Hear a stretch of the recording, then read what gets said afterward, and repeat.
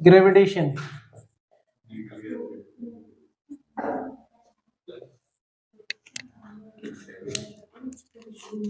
ठीक है, ये सिमिलर है इलेक्ट्रोस्टैटिक की तरह, ज्यादा कुछ इसमें बताना नहीं ग्रेविटी के बारे में। ग्रेविटेशन क्या होता है? हाँ, ये ऊपर नहीं उठ रहा है, ये हम बैठे हुए हैं तो हम ऊपर नहीं उठ रहे हैं, क्यों? ग्रेविटी की वजह से। हाँ, मतलब क्या है कि यूनिवर्स में अगर एक बात खत्म, सिलेबस खत्म, क्वेश्चन खत्म। थोड़ा सा फर्क है कि वहां रिपल्सिव फोर्स भी होता है, यहाँ रिपल्सिव नहीं होता, बस। ठीक है, और दूसरी चीज वहां पर मीडियम पर डिपेंड करते हैं, यहाँ पर मीडियम पर डिपेंड नहीं करते, ग्रेविटी की वजह से। चलो, तो ज्यादा ना आकर देखो, सीधे पॉइंट पर आते हैं। Newton's law of gravitation, Newton's law of gravitation.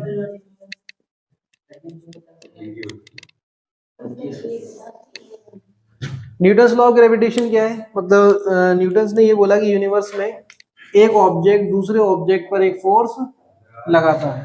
ठीक है, अगर मान लीजिए ऑब्जेक्ट हमारा m1 मास का है, दूसरा ऑब्जेक्ट m2 मास का है, और ये r डिस्टेंस पर रखे हुए हैं एक दूसरे से, तो इसके बीच में लगने वाला फोर्स, दोनों जो ऑब्जेक्ट पर फोर्स लगेगा उसका मैग्नीट्यूड सेम होगा। Force on 1 due to 2 equal to force on 2 due to 1 mod में मैग्नीट्यूड। और ये डायरेक्टली प्रोपोर्शनल होता है प्रोडक्ट ऑफ मासेस। जैसे इलेक्ट्रोस्टैटिक पे चार्ज होता है, वैसे यहाँ क्या होता है, और inversely proportional square of distance between them. ठीक है, ये क्लियर? साइन हटेगा तो कांस्टेंट आ जाएगा, तो फोर्स हो जाएगा आपका जी m1 m2 upon R square. तो ये हमारा फोर्स है। क्लियर? डायरेक्शन के लिए हम लिख सकते हैं, अगर 1 की बात हो रही है तो फोर्स कैसे लगेगा? देखिए, अब ग्रेविटेशनल फोर्स जो होता है वो हमेशा ऑलवेज, पहला पॉइंट यही है कि अट्रैक्टिव होता है। कैसा होता है? ये अट्रैक्टिव नेचर का होता है। ठीक है, हाँ हाँ, वही तो, ये अट्रैक्टिव नेचर का होता है। दूसरी साइड जो ऑब्जेक्ट है उसी डायरेक्शन में लगेगा। तो मान लीजिए एक ऑब्जेक्ट मैं हूँ, एक ऑब्जेक्ट दूसरा है, तो अगर मैं दूसरे पे फोर्स लगा रहा हूँ तो अपनी डायरेक्शन में तो लगाऊंगा अट्रैक्ट करने के लिए, तो वो अपनी डायरेक्शन में। हाँ, तो इसीलिए इसको जो बोलते हैं वो ये बोलते हैं कि जो फोर्स लगता है ऑलवेज अलोंग द लाइन।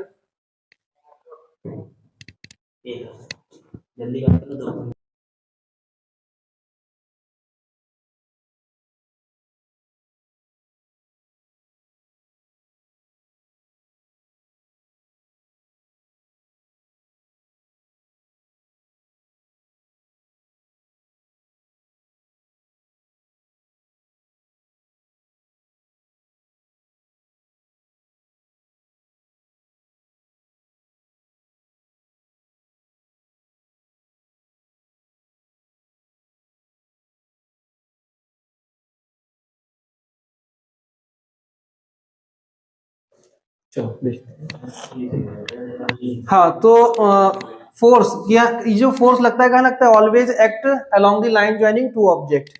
जैसे हमारा कूलॉम फोर्स है वैसे ही, ठीक है, सेम वैसे ही। तो ये कहाँ लगेगा? Along the line joining two masses, इसीलिए हम इसको सेंट्रल फोर्स भी बोलते हैं। दूसरी बात, इसके कुछ पॉइंट्स है वो मैं भी लिखा देता हूँ। वेक्टर फॉर्म में लिखें तो वेक्टर फॉर्म क्या होगी इसकी? इन वेक्टर फॉर्म, हाँ, अगर हम वेक्टर फॉर्म की बात करें तो वेक्टर फॉर्म क्या होगी? F force on 1 due to 2 G m1 m2 upon R square. साथ में क्या आएगा? 1 2 निकालना है, तो 1 2 का मतलब r12 कैप। ठीक है, इलेक्ट्रोस्टैटिक में क्या होता है? r21 cap. यहाँ क्या होगा? r12 cap. अगर हम यहाँ पर F21 की बात करें तो साथ में क्या आ जाएगा? G m1 m2 upon R square r21 cap. ठीक है, तो ये वेक्टर फॉर्म में हो गया। वेयर जी क्या है? हाँ, वेयर जी प्रोपोर्शनली कांस्टेंट है, इसको हम बोलते हैं universal gravitational constant. Gravitational constant, इसकी वैल्यू क्या होती है? हाँ, जी की वैल्यू होती है 6.67 इंटू 10 की पावर माइनस 11 न्यूटन।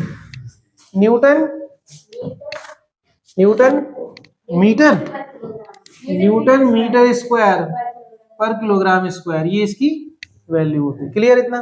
अब यहां से पॉइंट लिखना शुरू करेंगे फर्स्ट।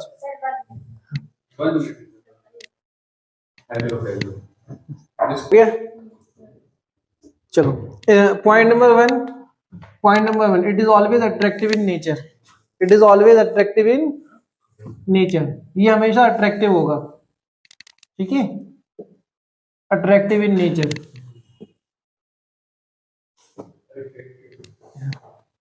दूसरा force, it is very weak force, ठीक है, जो भी हमारे फोर्सेस हैं आपने पढ़ा होगा न्यूटन एनएलएम में, एनएलएम तो शायद मैं नहीं पढ़ाया ना आपको, हाँ, तो एनएलएम में जहाँ फोर्स मैंने एक्सप्लेन किए थे तो वहां पे बताया भी था कि सबसे ज्यादा वीक फोर्स होता है ग्रेविटेशनल, है ना, हाँ, तो लिख लो it is very weak force. Next point, next point, it is very weak force, लिखूंगा नहीं मैं, लिखो। Next point, it acts always along the line joining two masses, it acts always along the line joining two masses, along the line joining two masses, that's why it is called central force, it is called central force।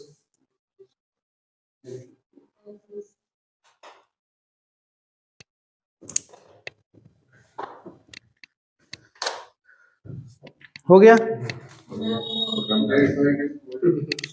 Central force हो गया, to masses, तीसरा चल रहा है, two masses, that's why it is called central force.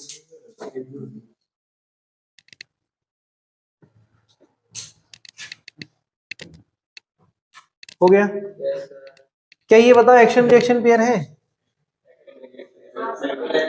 है, condition पता है? हाँ बताओ ये है क्या नहीं? कंडीशन चारों फुलफिल हो रही, कितनी कंडीशन? चार ही है, ज्यादा है तो मैंने बता दिया, चार है। चलो बताओ। अपोजिट नेचर होना चाहिए, सेम नेचर होना चाहिए, सेम बॉडी पे, सेम बॉडी तो है नहीं, एक्शन रिएक्शन पेयर नहीं होगा मतलब, कॉन्टेक्ट से मतलब ही नहीं होता। चार पॉइंट थे, क्या क्या थे एक्शन रिएक्शन पेयर के? चार पॉइंट, पहला क्या, मतलब दो डिफरेंट बॉडी पे लगना चाहिए, हाँ, और फोर्स का नेचर सेम हो, मैग्नीट्यूड सेम हो और डायरेक्शन अपोजिट हो।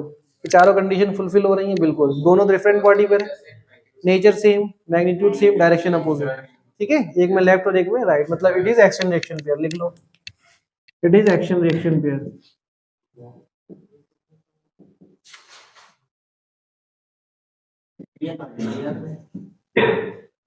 छोटी सी लाइन है इसलिए। तो ये कैसे फोर्स तो बड़ी है, ये कैसे फोर्स से तो बड़ी, हाँ ध्यान नहीं दिया। चलो नेक्स्ट पॉइंट, कितने पॉइंट हो गए ये?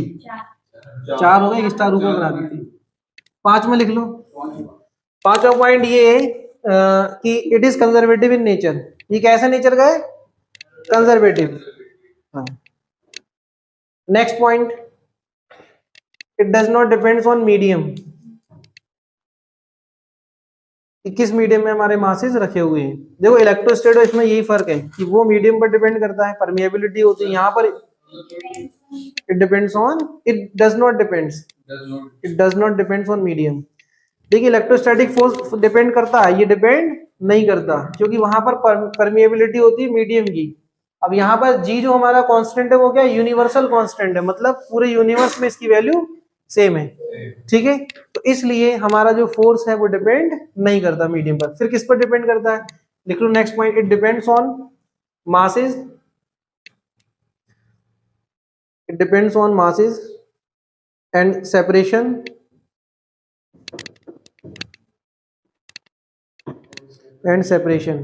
ये मास पर डिपेंड करेगा, और सेपरेशन पर डिपेंड करेगा, ठीक है।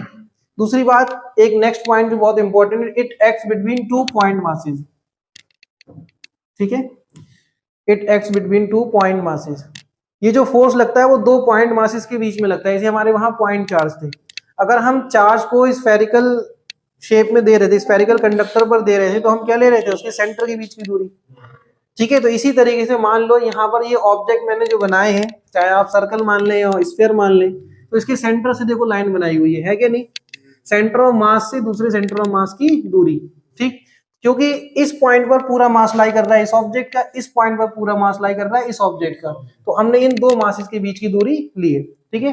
तो इसलिए ये डिपेंड करता है किस पर, मास पर, सेपरेशन पर, और किसके बीच में लगेगा, पॉइंट मास के बीच में, ठीक है। जैसे मतलब सेंटर ऑफ मास भी मतलब करेगा, हाँ सेंटर ऑफ मास, जैसे अगर कोई ऑब्जेक्ट बॉडी के बाहर है तो फिर इसके सेंटर पे, जैसे रिंग है, तो रिंग के कहाँ लेंगे, सेंटर से तो दूरी लेंगे, उसका मास तो दूर होता है, ठीक है। जैसे हमने वहां जो चार्ज दिया था कंडक्टिंग स्फीयर को, तो सरफेस पर था, लेकिन हाँ हाँ सी से दूरी लेना है सेंटर ऑफ मास से, ठीक है। नेक्स्ट नेक्स्ट पॉइंट है net force, net gravitational force due to a superposition principle है ये जो लिखा रहा हूं। Next point, net gravitational force, net gravitational force due to a discrete distribution of masses, due to discrete distribution of masses, discrete distribution of masses is the vector sum of individual force, is the vector sum of individual force। ये superposition principle जो electricity में पढ़ी थी हमने, ठीक है। जैसे मान लो ये हमारा m1 मास, m2 मास, m3 मास, m4 मास, इंडिविजुअल फोर्सेस n मास, ये हमारा m नॉट मास है जिस पर हमें m मास है जिस पर हमें नेट फोर्स फाइंड करना है। इन मासेस की वजह से बहुत सारे मासेस हैं यहाँ पर, ठीक है, डॉट लगा दिए हमने, बहुत सारे। तो ये अपनी तरफ अट्रैक्ट करेंगे फोर्सेस से, इनके बीच की दूरी r1 r2 r3 वगैरह होगी, ठीक है। तो नेट फोर्स क्या होगा, अगर ये हमारा फोर्स F1 है, ये F2 है, ये F3 है, ठीक है, एंड सो ऑन, ऐसे ही फोर्सेस है हमारे। तो नेट फोर्स क्या होगा, net force on this mass equal to F1 vector plus F2 vector and so on up to Fn। तो हम वेक्टर सब में इसको ऐड कर लेंगे। क्लियर है इतना, ठीक। अब ऐसे ही क्वेश्चन करके दिखा दूं।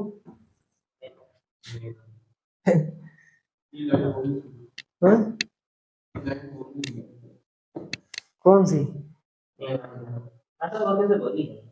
2 किलोग्राम। अब क्वेश्चन करा रहे हो आप नहीं मान रहे हो तो बोल भी नहीं कि नहीं मान रहे हो, चलो। किलोग्राम, आर की वैल्यू दी है आपको 2 मीटर, ठीक है। Find gravitational force of attraction between two objects and acceleration of both masses at the given instant, ठीक है। ये चलो फाइंड कर लेते हैं, find acceleration of two object at the given instant।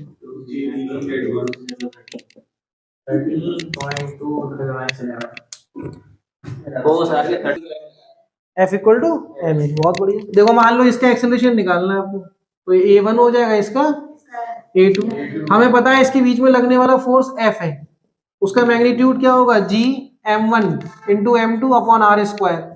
ये इससे कैंसिल, बोलो 2G आया। तो अगर हम A1 की बात करेंगे, F अपॉन m1 लगाएंगे, तो मतलब 2G अपॉन m1 की वैल्यू 2, ए से कैंसिल G मीटर पर सेकंड स्क्वायर। G की वैल्यू वही पता है आपको, 6.67 × 10⁻11 होती है ना, वो वैल्यू पुट कर लेंगे। दूसरा अगर हमसे A2 पूछा है तो क्या आ जाएगा, F अपॉन m2, तो ये हो जाएगा 2G अपॉन 4, तो ये आ जाएगा आपका G अपॉन 2 मीटर पर सेकंड स्क्वायर। इस साइड का हो गया, ये तो हो गया होगा बहुत पहला है।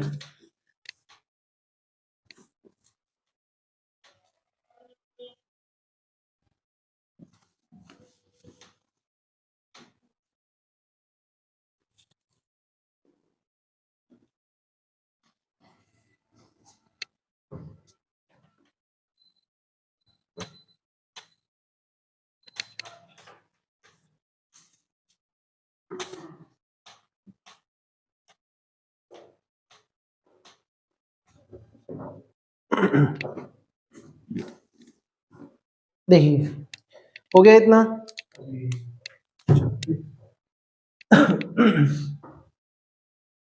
नेक्स्ट क्वेश्चन ये है कि आपके पास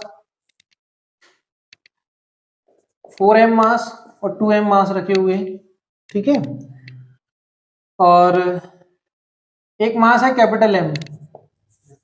हाँ, इनके बीच का सेपरेशन L है। कह रहा है find position of mass capital M, हाँ, such that net force on this mass is 0। बताइए क्या होगा।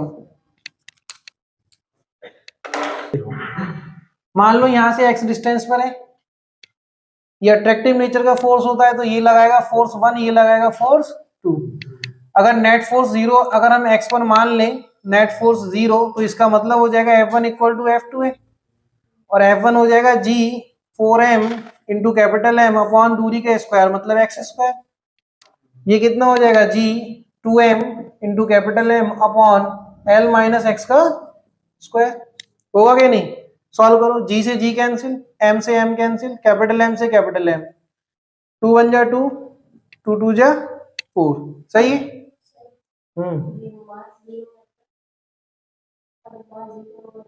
कौन सा मास 0 होगा? This mass is 0। Net force 0 है मास पर, वो मास 0 थोड़ी है। तो ये कितना आएगा? 2 upon X square equal to 1 upon L minus X का whole square. LCM cross multiply करो, क्या आएगा? 2 इंटू एल माइनस एक्स का whole square equal to X square. क्या करेंगे? अंडर रूट ले लेंगे। अंडर रूट लेंगे तो कितना आएगा? Root 2 L minus root 2 X equal to X. ये उधर जाएगा तो प्लस हो जाएगा, तो इस साइड आगे ये प्लस हो जाएगा। क्या बचेगा? देखिए रूट 2 एल, ये उधर गया प्लस हुआ, कॉमन लिया एक्स, 1 प्लस रूट 2, तो आंसर आया X equal to root 2 L upon 1 plus root 2। ये आंसर। इतनी डिस्टेंस पर क्या होगा? आपको नेट फोर्स 0 मिल जाएगा। ठीक है? ये ऐसे ही मान लो आपसे बोला जाए कि एक एग्जांपल ये देते हैं, हालांकि ये आप कई बार ही कर चुके हो। एम मास स्क्वायर है ऑफ साइड ए। कह रहा है यहाँ एम मास रखा है, यहाँ 2m मास रखा है, यहाँ 2m मास रखा है। 2m से नहीं 4m से। ये 4m से आई है, ठीक है। 2m से जो आएगी एल माइनस ये कर दो, आ जाएगा। ठीक है, एल माइनस ये करोगे आ जाएगा एम मास। ठीक है, कह रहा है सेंटर पे एक मास रखा है एम, उस पर नेट फोर्स फाइंड करना है। एम मास, इस पर net force find net force. हाँ, नेट फोर्स फाइंड कीजिए, क्या होगा? Square side A M M 2m 2m, बताइए।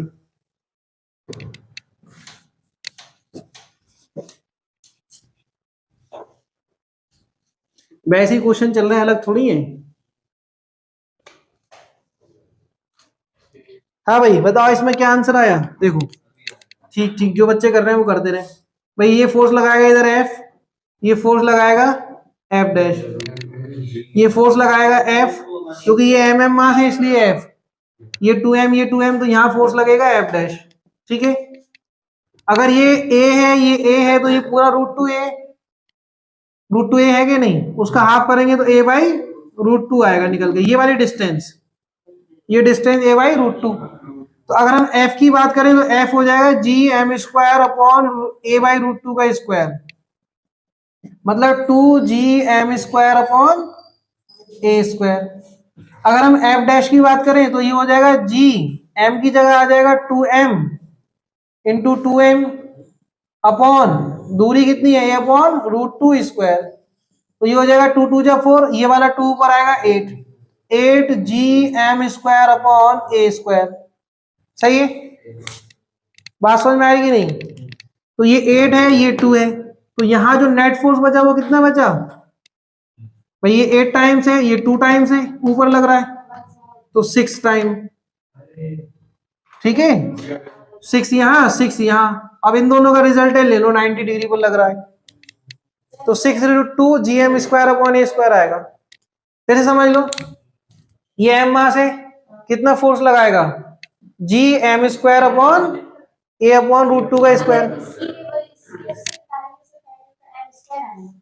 एम और एम दोनों सेम है ना, एम स्क्वायर हो गया, अलग अलग अलग मास लिखा है तो M1 M2 मान लो, बस कोई फर्क नहीं पड़ता, सही है।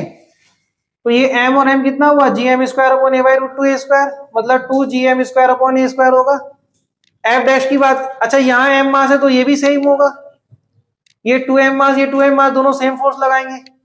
f डैश कितना होगा, f डैश हो जाएगा GM × 2m, ओ सॉरी यहाँ 2m बोल दिया मैंने, ये होगा GM × 2m, तो 2m × m हुआ मतलब 4 आएगा, कितना आएगा 4, 2 का स्क्वायर मतलब √2 का स्क्वायर 2, 2 2 जा 4।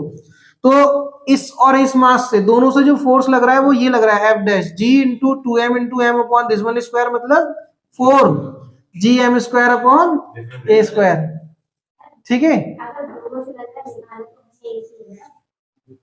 एक ही तो निकाला है अभी हमने, ये रिजल्ट थोड़ी ले लिया, सिर्फ इसका मैग्नीट्यूड निकाल के रख लिया है। f डैश यहाँ लगेगा, f डैश यहाँ लगेगा, दोनों का मैग्नीट्यूड सेम है, ठीक है। अब आप ये देखो, ये f डैश ये f, तो यहाँ रिजल्टेंट फोर्स क्या लगेगा FR, f डैश माइनस का f, यही तो लगेगा। तो 4 में से 2 कम करेंगे तो कितना आएगा 2GM square upon a square, मतलब f के ही बराबर आ रहा है, क्योंकि ये हमारा कितना है 2 टाइम्स ऑफ f है कि नहीं। तो 2f माइनस f करेंगे तो कितना बचेगा f, सिमिलरली यहां भी बचेगा FR, ये कितना आ जाएगा f डैश माइनस f, मतलब f आ जाएगा। तो ये f और ये f किस पर लग रहा है 90 डिग्री पर लग रहा है कि नहीं, तो रिजल्टेंट फोर्स हॉरिजॉन्टल आएगा F नेट। तो नेट फोर्स जो आपका बना वो बना √f square plus f square, तो √2f मतलब √2f की वैल्यू कितनी है, f की वैल्यू है 2GM square upon a square, सही है सबका। एक मासिव रॉड है, उससे पॉइंट मास पर फोर्स निकालना, कर लोगे हाँ। क्वेश्चन ये इसे मान लो कि आपके पास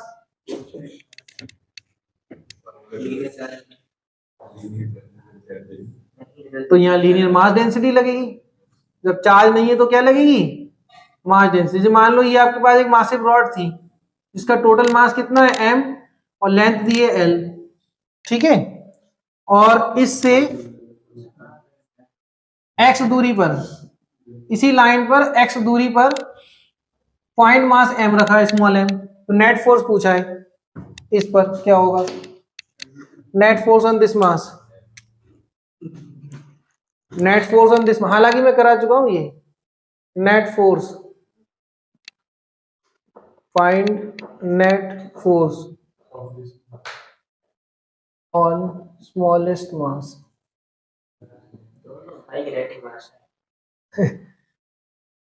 क्या हुआ, तभी तो चाइनीज लिख रहे हैं, ये समझ नहीं आएगा, एक उनका हाथ जेब में था, एक से लिख रहे हैं, तो दूसरा हाथ जेब से निकलेगा पूरे टाइम में। अच्छा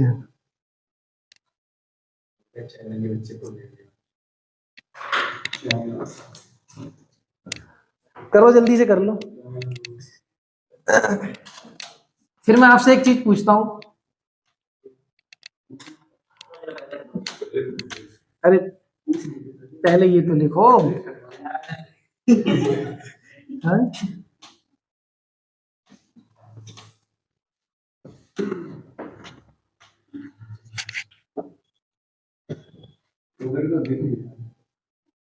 हो गया ना सबका नोट, वो हो गया था, आंसर आ गया ना सबका। ये आपके लिए होमवर्क मेरा करके लाना, ठीक है। हाँ ये इलेक्ट्रोस्टेट खोलना, उसमें मिल जाएगा लाइन चार्ज से किसी पॉइंट मास पर पॉइंट चार्ज पर फोर्स, ठीक है वैसे ही।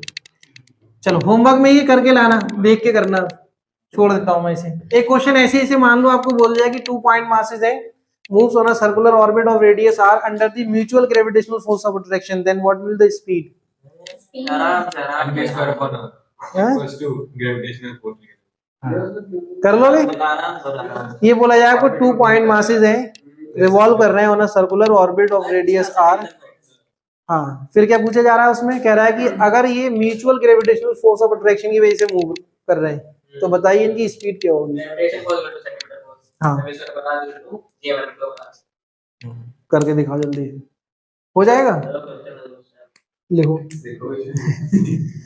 2 point masses of mass m, 2 point masses of mass m। अच्छा, ये जगह छोड़ दो, इतनी नोट कर लेना फिर।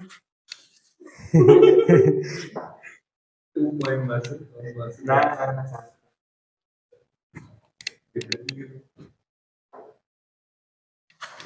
कर लेंगे, नोट कर लेंगे।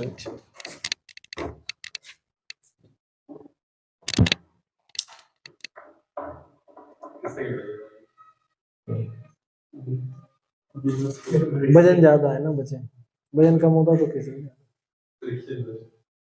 वजन ज्यादा तो फ्रिक्शन ज्यादा हो जाएगा। क्यों?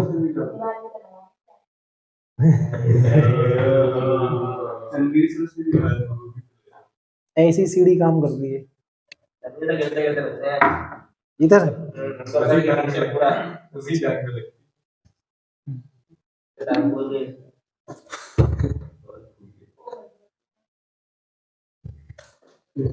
लिखो 2 point masses of mass m, each of mass m, 2 point masses of mass, 2 point masses of mass m are revolved in a circular orbit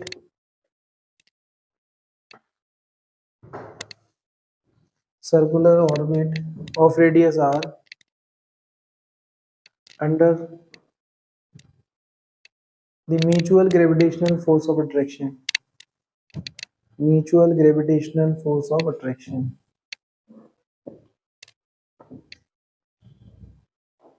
Find mutual gravitational force of attraction. Find speed of masses and time period of revolution.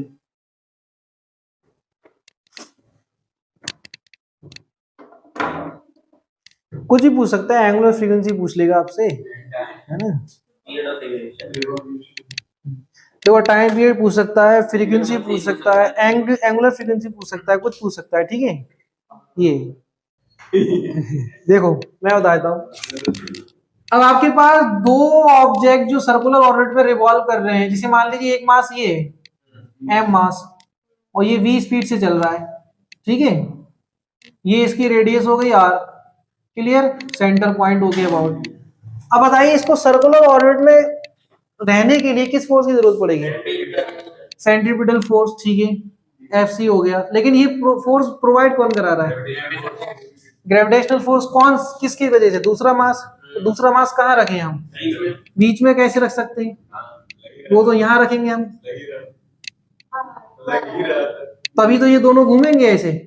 ये F G बराबर F C, हाँ, एक मास नहीं घूम रहा है, वो fixed है। अगर हम बोलते कि एक मास फिक्स्ड है तब होता, ठीक है? डिस्टेंस 2r हो जाएगी। इसलिए अगर एक मास बोलते कि फिक्स्ड है, दूसरा घूम रहा है, तब आप बोल सकते हैं, ठीक है? ये हाँ, अब हो गया। चलो बताओ भाई, एफ सी सेंट्रीपिटल फोर्स क्या होगा? एफ सी बराबर एफ जी, ये होगा M V square upon are.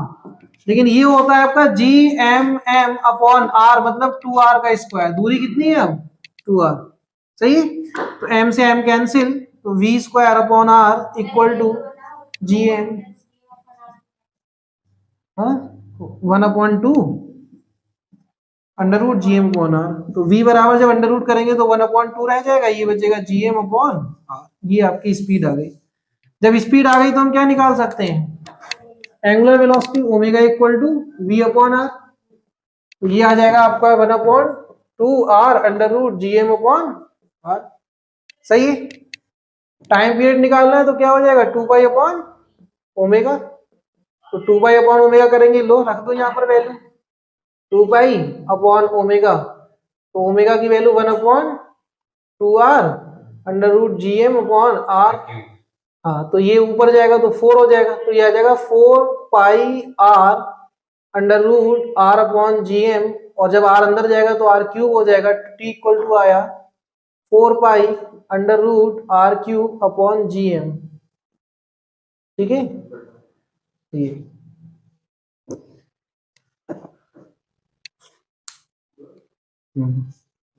ये 2r है, वो 2 पाई है। ठीक है, फ्रीक्वेंसी पूछी जाए तो 1 अपॉन टी होती है कि नहीं? वो लिखना है तो वो लिख लो। अगर फ्रीक्वेंसी पूछी आपकी, फ्रीक्वेंसी क्या होगी तो 1 अपॉन टी, तो 1 अपॉन टी इसका उल्टा हो जाएगा, मतलब 1 upon 4 pi under root G M upon R cube.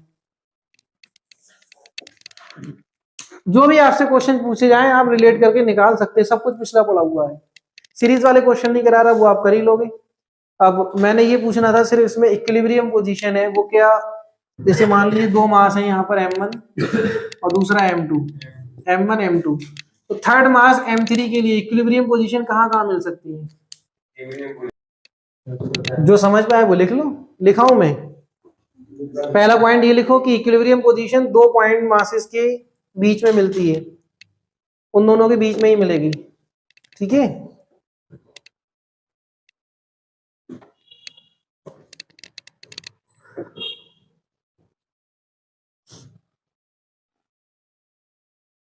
दूसरा point, along the line joining displace करने पर अनस्टेबल इक्विलिब्रियम होता है। डिस्प्लेस करने पर अनस्टेबल इक्विलिब्रियम मिलेगा। इक्विलिब्रियम पोजीशन तो मिल गई, लेकिन कैसी है ये? अनस्टेबल। अगर नेट फोर्स 0 है, थोड़ा सा डिस्प्लेस करेंगे तो ये वापस फिर आपको इक्विलिब्रियम पोजीशन नहीं मिलने वाला। ठीक है, तो मतलब कैसा था ये? अनस्टेबल था। ठीक है, तीसरा पॉइंट क्या है, अगर हम परपेंडिकुलर टू लाइन ज्वाइनिंग इसको डिस्प्लेस करते हैं तो कौन सी पोजीशन है? फिर इक्विलिब्रियम पालेगा ये। जब फिर से पालेगा तो क्या हो जाएगा? Stable equilibrium. ठीक है,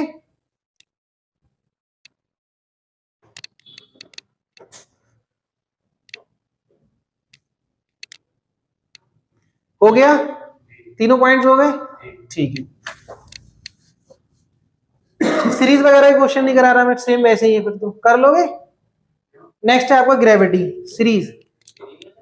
हाँ हाँ भाई, एम एम रख दो नंबर पे। ठीक है, सीरीज पैरेलल नहीं, सीरीज मैथमेटिक्स की सीरीज, एपी जेपी। ठीक है, वेरी गुड। ग्रेविटी, नेक्स्ट है वो ग्रेविटी। ग्रेविटी क्या होती है बच्चों? हाँ, acceleration produce due to earth, मतलब gravitational force of earth. Gravitational force of earth. Newton बनोगे क्या? न्यूटन बनना चाह रहे हो? पढ़ाई तो करो उसकी जैसी। क्यों? वो अलग बात है, वो पढ़ा ना हो है। चलो इधर देखो, मैं जो बोल रहा हूँ वो ये ग्रेविटी। ग्रेविटी क्या है कि जो एक्सेलरेशन प्रोड्यूस होता है ग्रेविटेशनल फोर्स ऑफ अर्थ की वजह से, ठीक है, उसको हम ग्रेविटी बोलते हैं। ठीक है, ग्रेविटी, जैसे ये मार कर इसको हमने छोड़ दिया, ये नीचे आया, इसकी स्पीड इंक्रीज हुई। इसकी स्पीड क्यों इंक्रीज हुई? मतलब यहाँ कोई ना कोई एक्सेलरेशन है। तो जो एक्सेलरेशन यहाँ है वो किसकी वजह से? Gravitational force of attraction of earth. जो अर्थ की वजह से ग्रेविटेशनल फोर्स लग रहा है, उसने इसको एक्सेलरेशन दिया, उस एक्सेलरेशन को हम ग्रेविटी बोलते हैं। क्या बोलते हैं? ग्रेविटी। ठीक है, अब देखिए, जैसे मान लो ये हमारे पास अर्थ है, ये क्या है? छोटी है, आप इसमें दिख तक नहीं रहे हो। ये कोचिंग है ब्रेन शीपर्स।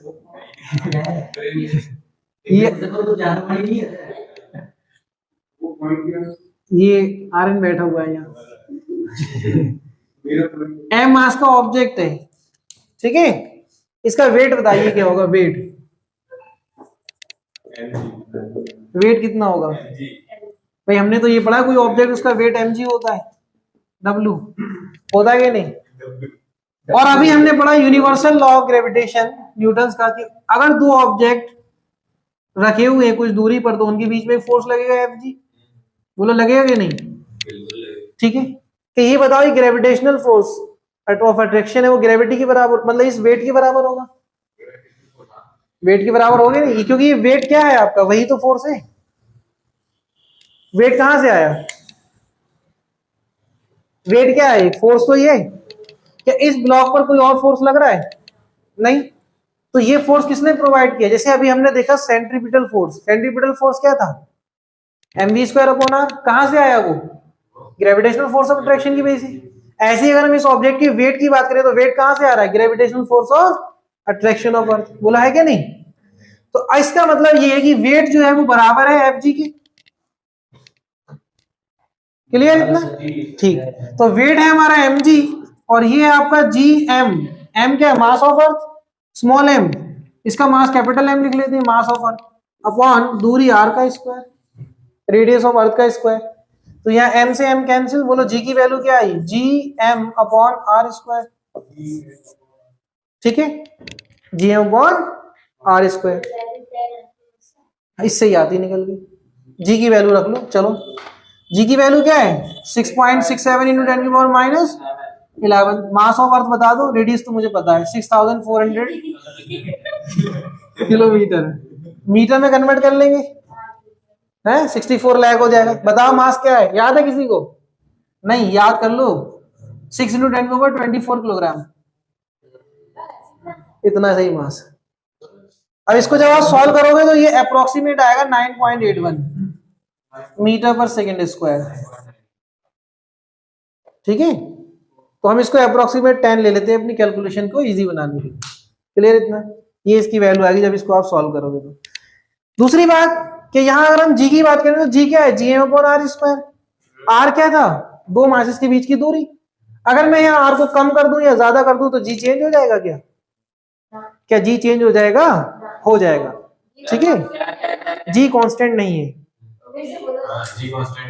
ये वाला जो जी है अगर मैं आर को कम या ज्यादा कर दूं मतलब इनके बीच के सेपरेशन को बढ़ा दूं या कम कर दूं, क्या ये जी चेंज हो जाएगा? बिल्कुल चेंज हो जाएगा, क्योंकि डिपेंड कर रहा है inversely proportional r²।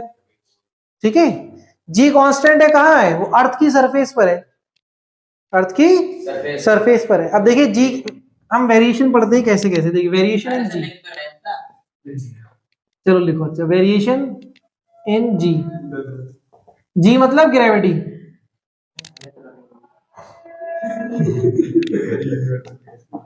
Gravity G, note करो। अच्छा, वेरिएशन जी हो गया। देखिए सबसे पहला जो पॉइंट है वो विद हाइट। पहला पॉइंट क्या है? With height. हाइट के साथ जी में कैसे वेरिएशन होगा? देखिए हाइट के साथ जी में वेरिएशन, जैसे मान लो हमारे पास ये अर्थ है, ये हमारी अर्थ है। ठीक है, और इसकी रेडियस कितनी है? Capital R. बट इससे आर डिस्टेंस पर एक ऑब्जेक्ट रखा है एम मास का, कितनी दूरी पर? आर पर, जो कि अर्थ सरफेस से एच हाइट पर है।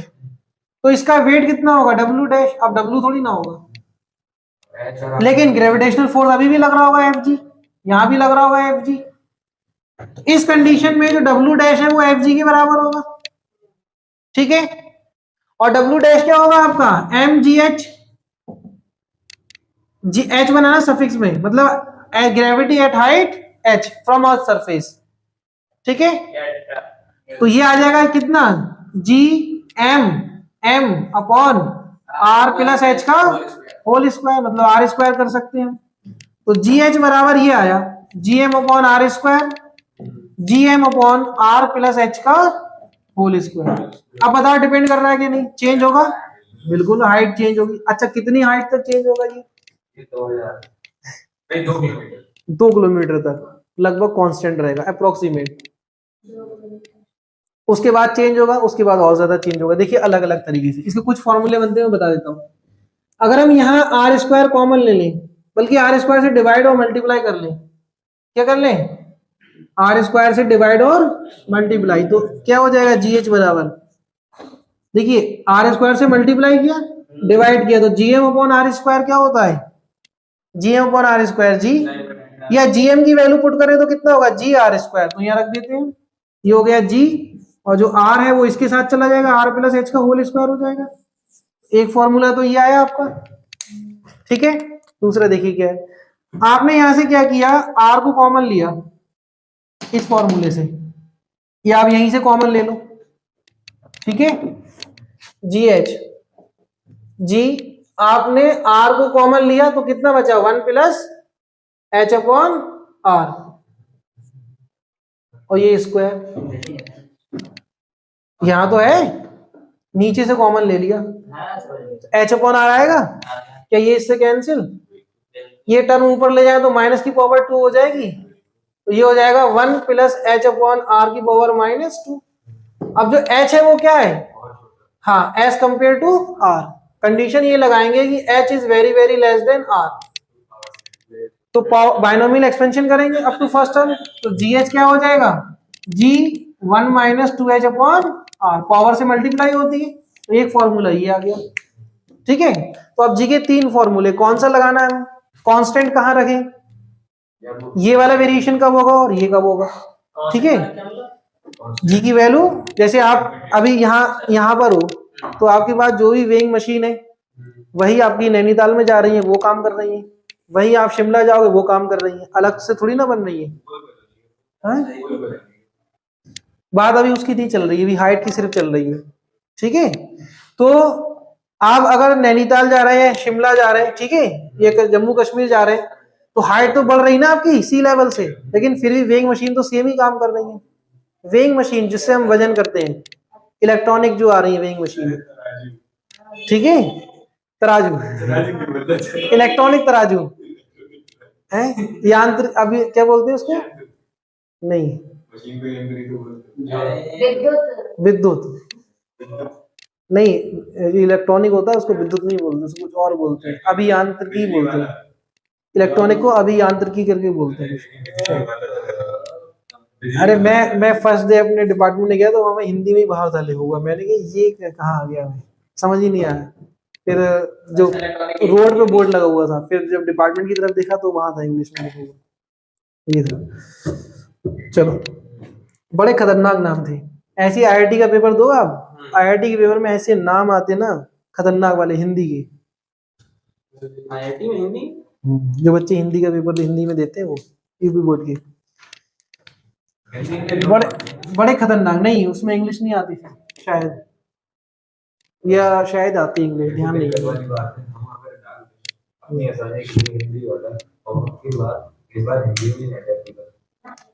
चलो फिलहाल ये जीएच बराबर ये आ गया। अब देखिए, अरे बात नहीं, देख लो, सबसे पहले जीएच बराबर जी अप टू 2 किलोमीटर हम कांस्टेंट मान सकते हैं, ठीक है, ये कांस्टेंट है अप टू 2 किलोमीटर लगभग, ठीक है, 2 किलोमीटर तक लगभग हम इसको कांस्टेंट मान के चलेंगे। दूसरा पॉइंट, जीएच बराबर जी, ये हो जाएगा 1 माइनस 2h अपॉन आर, ये हम यूज करते हैं लगभग वही 2 किलोमीटर टू 500 किलोमीटर तक, ठीक है, एच इक्वल दिस वन, हाँ। Next point, G H equal G 1 minus, sorry 1 minus नहीं, G R upon R plus H का होल स्क्वायर, तो ये होएगा आपका एच ग्रेटर देन 500 किलोमीटर, ठीक है, तब यूज होगा फॉर्मूला। तो ये हमारे 3 फॉर्मूले हम देखकर यूज करेंगे, ध्यान रखना, नोट कर लो इनको।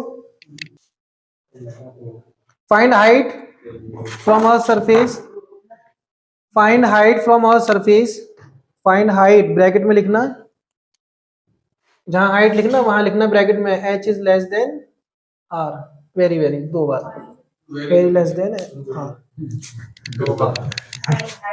सिंबल बना देना मतलब। Find height from a surface at which gravity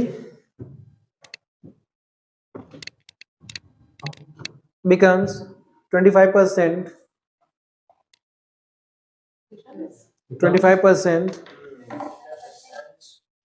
of gravity at a surface. क्या करेंगे बताइए? जीएच कह रहा है 25%। हाँ हाँ, जी का 25% मतलब G/4।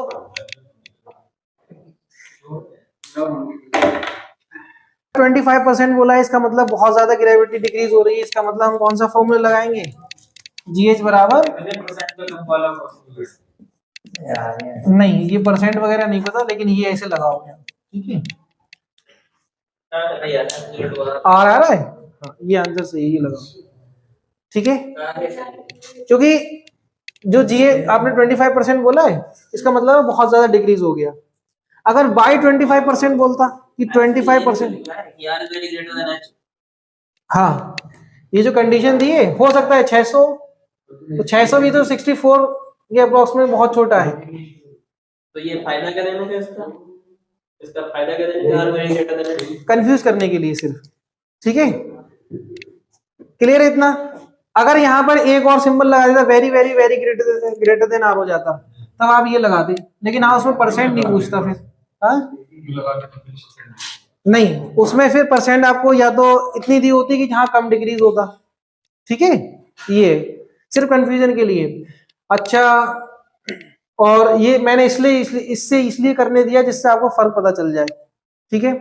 और दूसरी बात ये, अगर आपको ये बोल दे, देखिए क्वेश्चन को कंफ्यूज कैसे करते हैं, आपको डायरेक्ट ऐसे बोलेगा कि हाइट बताइए जहां ग्रेविटी जो है 25% तक डिक्रीज हो रही है, मतलब डिक्रीजेस अप टू 25%, ठीक है? नहीं, इसका मतलब क्या है? यही 25% ऑफ जी बचेगा। बनेगा बचेगा कितना? सिर्फ जी का 25% बचेगा। इसी में एक क्वेश्चन ये बोलता है कि बाय 25%, डिक्रीजेस बाय 25%। तो अब जो है वो जी का कितना बचा? जी माइनस जी का 25%, अब बचा 75% ऑफ जी, ठीक है? 25% से डिक्रीज हो गई, तो बचा कितना? 75%। बात समझ में आ रही? सिर्फ कंफ्यूज करने के लिए, टू और बाय, ये भी ध्यान रखेंगे वर्ड। क्लियर इतना?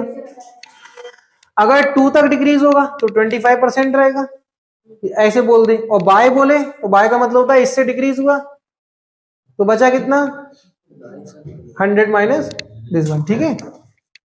क्लियर इतना? चलो आज के लिए इतना ही काफी, बाकी हम सेकंड वाला कल करेंगे। Thank you class. Thank you sir,